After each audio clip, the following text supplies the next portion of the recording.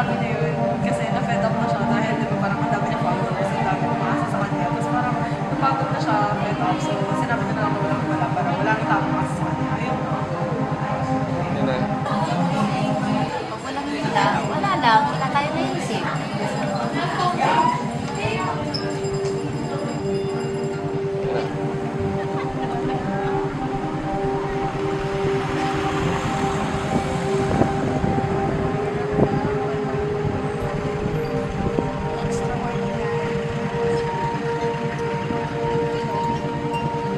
Si Nora, kasi hindi ko alam, pero nakakapit na sa pangalan niya yung Himala. Di ba? Parang may maisip ko pang iba, maliban kay Nora.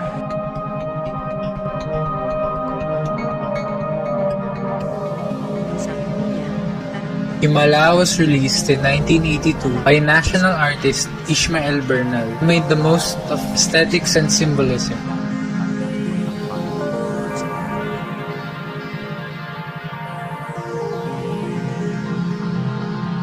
Himala remains to be one of the most symbolic films to date that challenged the Filipino culture. It gave new ideas and perspective to people, personified by the star that led the film, Nora Honor.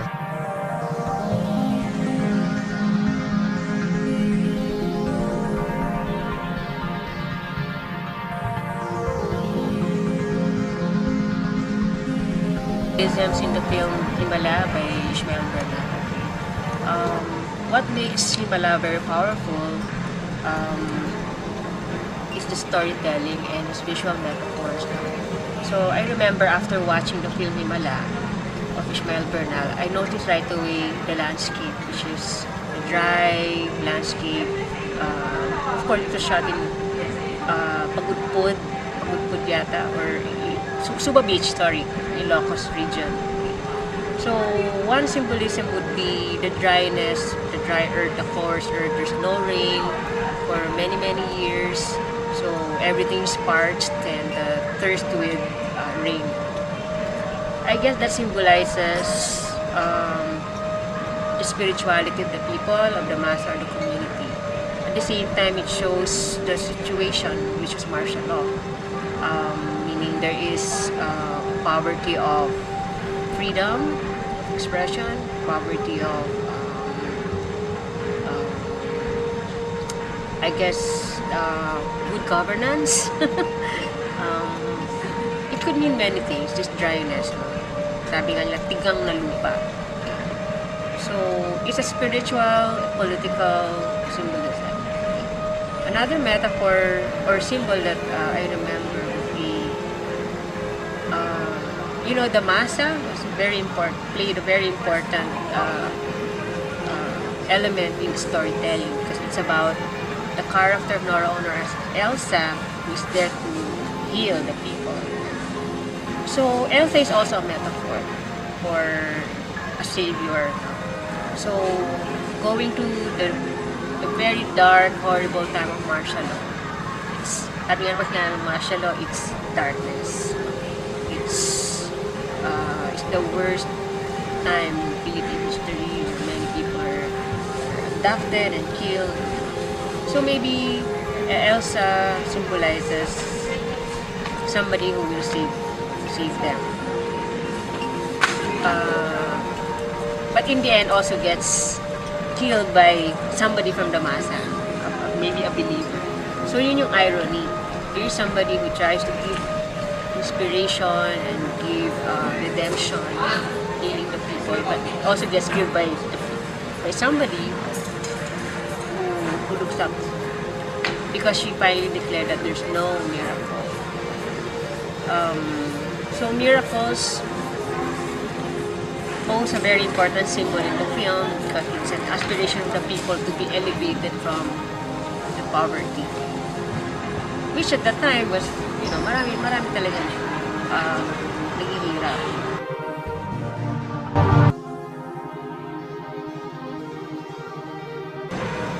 I mentioned earlier that this was filmed in 1982, I believe, and that was still, martial law era. So Ishmael Bernal wanted to show a very sick nation, which is the Philippines. So he wanted to show how people have lost faith in the government and are looking for other inspiration, looking for other ways to put their faith upon. So it's a very subtle approach and attack to the Marcos regime. Also, there were very subtle attack on the Marcos government, like the role of the mayor, the mayor who controls how when Elsa became very popular in that small town, for the tourists started to come into the village.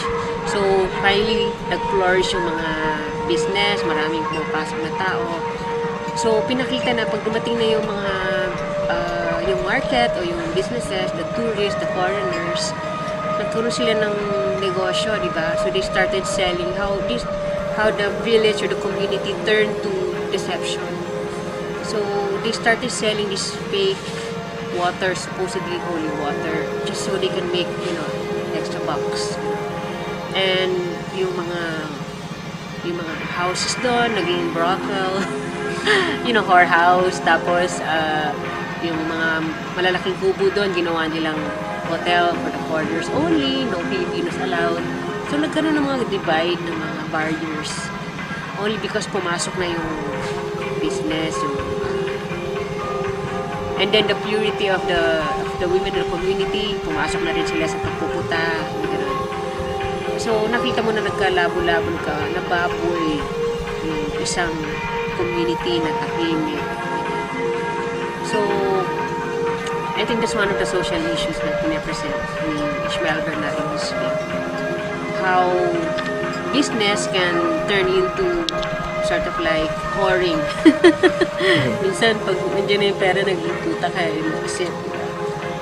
So even yung paghihil ni Elsa, played by Nora Aurora, parang naging whoring din, di ba? Kasi nagpapabayad na normally when you heal somebody, you really heal because you want that person to recover from that particular illness. Pero, syempre, mga kaibigan, na supposedly yung kulto na surrounding Elsa, they started collecting money. So, sabi nga ni Nimia, pagpuputa rin yun kasi you're selling faith, you're selling religion. The same as Nimia, the character, selling her flesh, her body to men. So, it's a powerful statement about religion. And I think, still reflect on really organized religion nowadays, no? Parang merong merchandising na hindi na siya ganun ka-pure. It's not about the relationship with God, but kailangan meron kang mga business aspect. So, powerful statement against church also. According to Ricky Lee, the one who wrote the script for Himala, he was really eyeing the two best directors at that time, Lino Broca and Ishmael Bernal. And I remember when I interviewed Ricky Lee, sabi niya, si Lino Broca is known for the social realist filmmaking na parang nakatapak sa lupa, talagang gritty yung feel, tackling the issues of poverty, corruption. Pero for his script, he wanted somebody who is more meandering, medyo nakalutang, medyo yung aesthetics daw, sabi ni Ricky, gusto niya somehow references to the European aesthetics na slow pacing and open for interpretation. Kasi si Lino Broca, pag gumawa siya ng film, talagang clear yung plot niya, clear yung character development, tapos sarado lagi may closure, alam mo yung resolution. Pero sa Himala, hindi mo alam kung ano nangyari sa dulo, sino yung bumarel, talaga bang may Himala o walang Himala. So that's why Ricky Lee gave the script to somebody like Ishmael Bernal, because Ishmael Bernal had a more or less that kind of aesthetics nga na medyo nakalutang and open and is highly sophisticated, Mahilig siya sa mga use of symbols and metaphors na hindi masyadong ginagamit din which I feel na. So that was a requirement for the script of Himala. Kaya Ishmael Bernal was finally became the director for it. Well, two things muna. When I watched the film, sabi nga nila, Himala na buo yung film. Because of the constraint, the budget limitations, and the demand for thousands of cast. So, for a very small budget, and then to come up with an epic film, ganun ka-scale. Buti na lang dyan yung Noranian fans, na talagang libo-libo, million nga daw sabi nila, to support the production. Sa akin, Himala yun, cinematic ang talaga yun, cinematic tour de force yun. And it is the power of Nor and Ishmael Bernal and Vicky. Sa akin talagang, meron talagang tumulong sa kanila galing dun sa taas para mabuo yung film. Personally, Himala for me is the change, no? Nabago ako ng pelikula. Pwede ka palang gumawa ng film of martial law, pero iba yung attack. And it can change me. I mean, this was done 30 years ago, pero hanggang ngayon, there's no feeling. It's timeless. So for me, that's the miracle na the film doesn't age and the impact even becomes more powerful, becomes even more relevant. So now I'm looking at Pinoy Aquino. I'm like, naku, kailangan talaga natin ng Himala para magbago yung bansa natin. Ang daming sakit, ang daming problema, corruption. It's even worse. You know? So, naniniwala ako talaga may Himala pag may mangyayari sa gobyerno ni Pinoy. Hindi pa rin nangyari kay GMA, hindi pa rin nangyari kay Era. So, I'm still waiting for the miracle for our country. Pero it has to start with us. Us, each one of us. Collectively, hindi pwedeng isang tao lang to save. It's not Pinoy, it's us. We have to save our country.